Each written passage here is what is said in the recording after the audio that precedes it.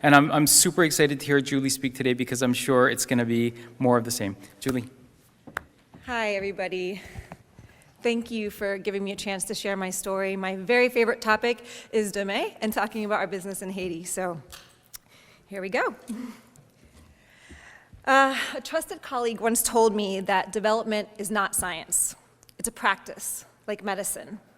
He said that when you're working with people, the variables will always change. Therefore, the outcome will always change.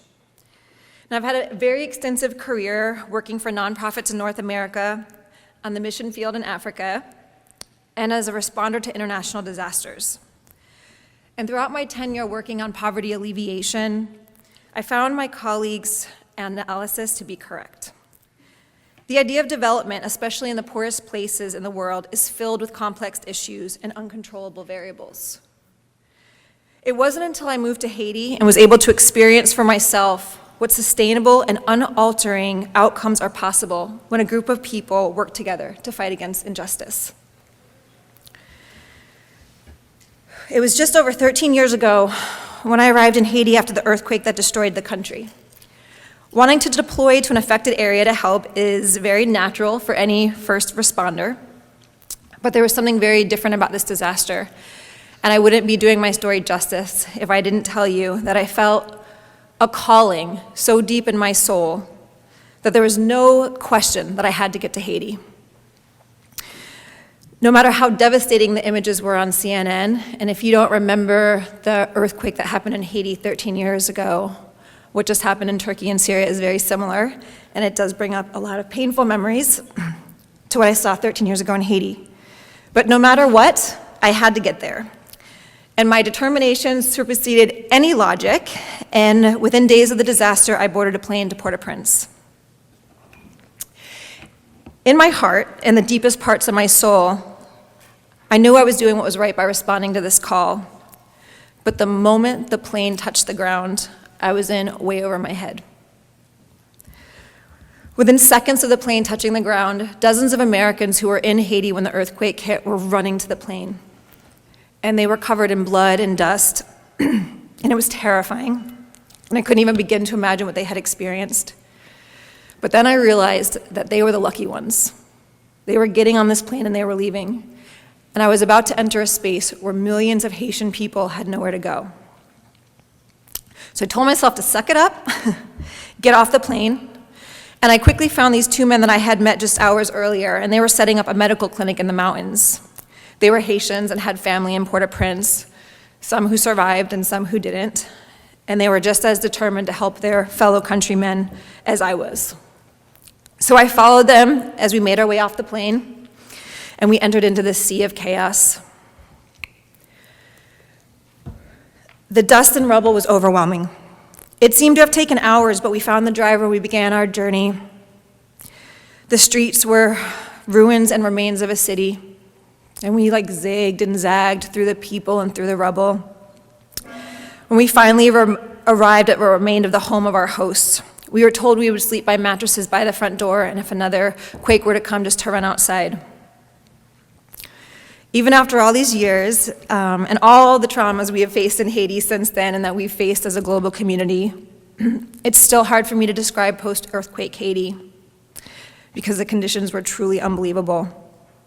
So even though we're seeing very similar things in Turkey and Syria right now, and it does bring up so many memories, like I said, from seeing something that's happening far away versus being right in the center of it, it's really overwhelming and hard to verbalize. But for me, being in Haiti at that time was this combination of misery and hope, and it was all mashed into a single experience. I remember my first night laying on that mattress, and I was so shocked, and it was really unexpected, but I started to hear Haitian women worshiping. But then it was intermixed with dogs crying and people screaming and sometimes children screaming. And I'm telling you, there's not a degree in the world or a reality show that can prepare somebody for something like this. I was not prepared for this. But at the clinic, I was handing out expired Tylenol to people who needed amputations. And within the first few days, I was spiraling into a sea of hopelessness. And I remembered that I prayed, just like I kind of said earlier, And all I could hear was, Julie, just listen. This has kind of been the theme throughout the last couple decades of my life. Stop talking and just listen. And I didn't really know what to do with that, but in my heart, I felt like I had to leave that medical clinic. So I left the only people in the country that I knew, and I hitchhiked a ride back down to the airport, and I went to the huge center where the volunteer center was, and I started to live in a camp for the relief workers. And I was working in a lot of tent camps that looked just like that, and I was handing out bottles of water and tents. And then one day it happens. The day that I listened. I felt this hand touch my arm, and this woman smiled at me, and she said, "Blanc, moi pas besoin de l'eau, moi voulais travail." And then she patted my hair and walked away. And later that day I learned what she said was, "White lady, I don't need any water, but I need a job."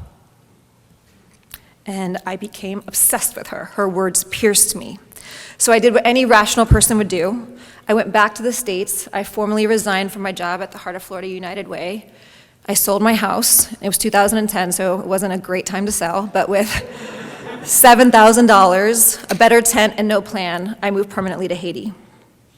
And I tried many times to find that woman who had changed my life, but I have never actually seen her again. So I started to harass anybody who would talk to me about creating jobs in Haiti. And then one day I was told that there was this like-minded woman who had set up an orphanage for children who had lost their parents in the earthquake, and her name is Jolina Desroches. And Jolina is one of the most stoic and brave and kind women I've ever met. And today she's one of my dearest friends and my business partner at Deme. But on that day, Jolina, in her jovial and reassuring way, told me about how we needed to create jobs in Haiti. She told me how grateful she was for the help that she had received, and that the very tent we were standing in was given to her by other relief agencies, and she was so thankful. But as we talked, I learned it wasn't just her home that she lost her business, and her husband lost his business. She said that she was grateful for the donations that were coming, but the oil and rice the distributions were fewer and further apart, and she said, "Julie, how will I continue to feed these children without a paycheck?" I told Jolina that the same things were keeping me up at night, and I had been thinking about my time when I was a missionary in Africa, and I saw people making and selling sandals out of tires. And so she grabbed my arms and she said, "We burn tires here as trash, and I used to work in a factory, I can sew."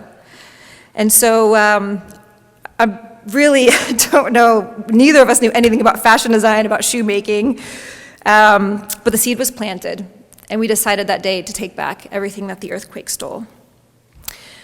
And we experienced many difficult months after that day, planning and organizing, surviving. But soon, the conversations that began in Jolina's tent orphanage turned into a fashion business that manufactures more than just sandals and handbags.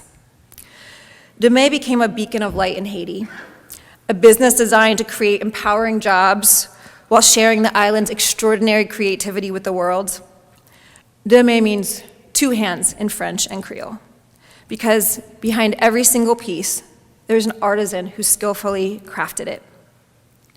And we wanted to tell the stories of these artists and bring each piece to life. Not just about the piece, not just about the bag, and I know you probably understand this, it's not about the bag, and it's not even just about the maker, it's about the person who will then own that bag or walk in those sandals. It's that connection, that sign of everything. We were small but mighty, and we had big dreams. Because you see, the people of Haiti challenged me to dig deeper than the rubble. This business is not just about crafting leather goods. It's about offering a choice and choosing to believe that our calling was bigger than any one of us. Now, being in the nonprofit sector and in international development, I, like everyone else, have heard about the corruption with relief dollars, particularly in Haiti at this time.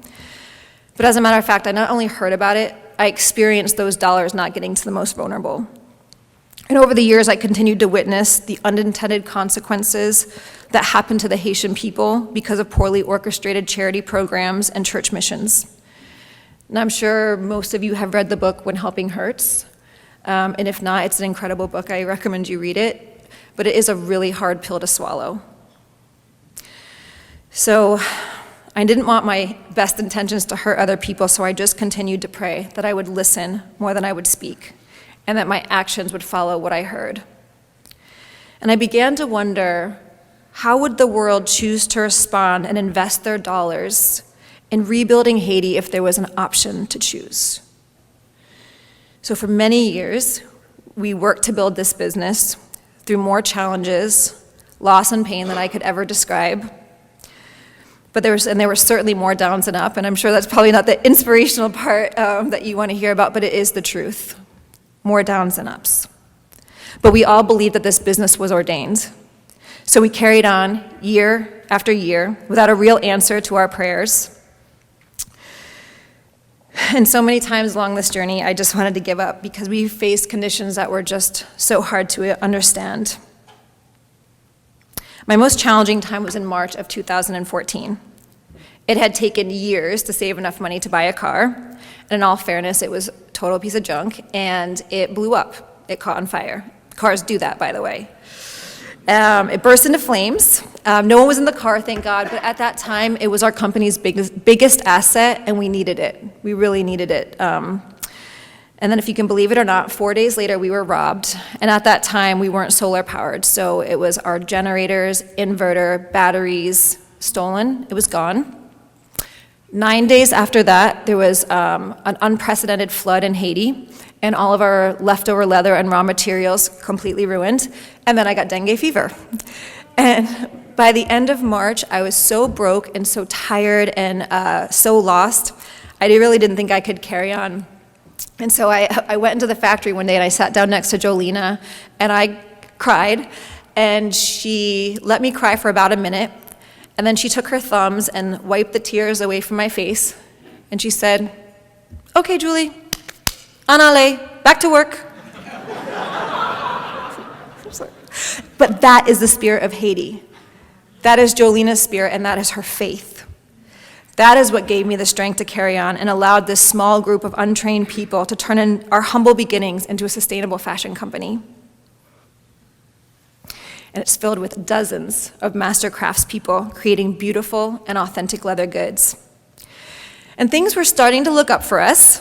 We were still small, and the conditions around Port-au-Prince were not improving. The poverty was suffocating. There's a 79% unemployment rate in Haiti. That's like, if we took that into this community, that's like 8 out of 10 of us not having a job. 8 out of 10 of us not having access to income to be able to take care of ourselves or our family. I mean, could you imagine? A lot of people in Haiti are forced to do bartering and trading, and so that means if I give you a mango, you give me soap, but there's still no income generation. And in Haiti, you have to pay for even to go to school. So that means children aren't educated if there's no income generation. So our little tribe of craftspeople, we tried to focus on our call and focus on producing happily for the few customers that we had. But deep down, we have this deep desire to create hundreds, thousands of more jobs, open more factories. Do you remember earlier when I said that I had been praying for an answer to this ultimate question? How would people choose to invest in Haiti if they had a choice? Well, I received an answer to that prayer in January of 2018, when we scaled our little fashion business 4 times larger than we ever dreamed. We built our own solar-powered factory. It was right in the center of Port-au-Prince, and we had this amazing grand opening to show off our beautiful place of business with tons of people in Haiti. Anybody back in that day, lots of people were in Haiti. And there was a woman that we met, our very first private investor, Suzanne. She had been volunteering in Haiti for many years and fell in love with the country. And as the daughter of an entrepreneur, she had always thought about investing in businesses designed to do good. And when she came to the Deme factory, she remembered hearing the Lord say, "If not us, then who?" And so I want to show you a little video about the factory so you can see for yourself what inspired Suzanne, and so also you can see, so you can just see it. So take a look. 19 degrees north of the equator, in the center of Haiti's capital city, the Deme factory comes with activity. Deme, a place where premium leather goods are born with purpose.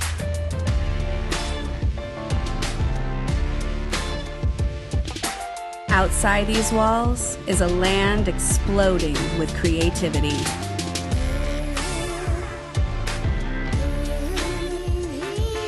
Inside these walls, this artistry is awakened in each maker as they cut and stitch each piece to perfection.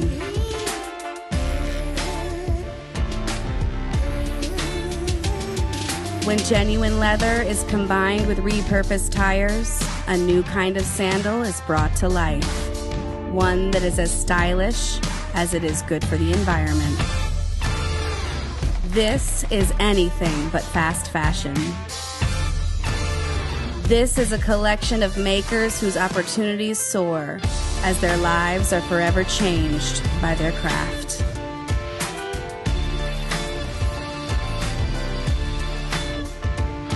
From the energy of Haiti's tropical sun, machines whir, producing handbags, sandals, and accessories that are timeless, designed for our every adventure.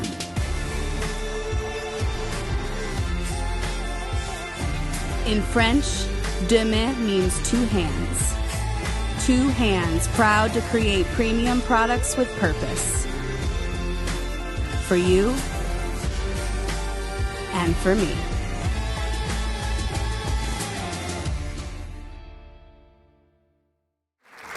Thank you. So at the time when we made that, there was about 45 of us working at the factory, and we had spent $0 on customer acquisition. So our brand was all word of mouth. We were slowly growing. We had customers. We were still very, very small, and it wasn't really.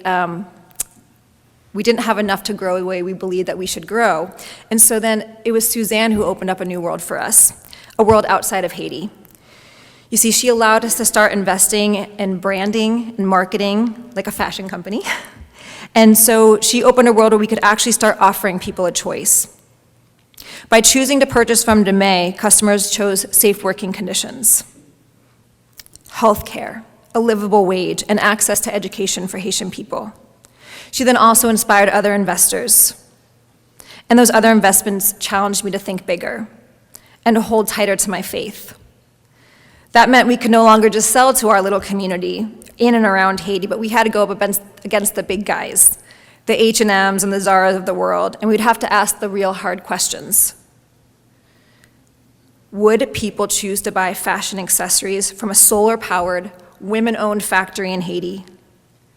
Would they choose traditional craft methods and a circularity mindset? Would they choose fashion that's designed to do good? I used to think that working in Haiti was the greatest challenge of my life, and believe me, it is no walk in the park. But fighting an industry that at its core uses more slave labor than any other industry and does more harm to the environment than any other industry brought another set of challenges. But we believe it is our calling to bring sustainable luxury fashion goods that align with people's values, and that's why we're proud to take fashion forward by offering truly meaningful choice. It's been an incredible journey, but to this day, we still have our challenges. In addition to the global pandemic, last year, some of you may have heard that the president of Haiti was assassinated. And this void in leadership has left us in a pretty scary predicament, where gangs are literally running the country with fear by kidnapping and killing at random. But after years of responding to disasters in Haiti, some that have made global news, and some that only we know about, here's what I've learned. If we become the people who focus on building economy and businesses, we can help communities around the world prepare and recover from these disasters that are sure to come. I really believe it is absolutely unacceptable for people to live in extreme poverty. And I have watched our company defy this notion of poverty in Haiti over and over again with a consistent and fair paycheck. We have been given the opportunity to challenge the very systems that seem to dominate our world. It's a big challenge. But if each one of us harness our unique potential to make the world a more just and sustainable place, with each choice we can make a lasting difference. Your calling may not be to start an ethical business in one of the poorest countries in the developing world. It might not even be to work at one. It doesn't matter what your calling is, it just matters that you listen. And so often I'm asked, particularly by younger people, what can I do to make the world a better place? And they sometimes feel a little bit powerless when all the conditions are so bad and you have access to all these global terrible things that are happening. But I always say, if you are a person that wears clothes or carries a wallet or puts a pair of sandals on in the summer, then you have a lot of power. The most incredible first step each one of us can take is to use our purchasing power to support businesses that are made in the image of God. Businesses that build up women and vulnerable people. Businesses that respect our natural resources. Your purchasing power is a really, really special gift. And changing the world is not a solo pursuit. So all of our involvement matters. Thank you.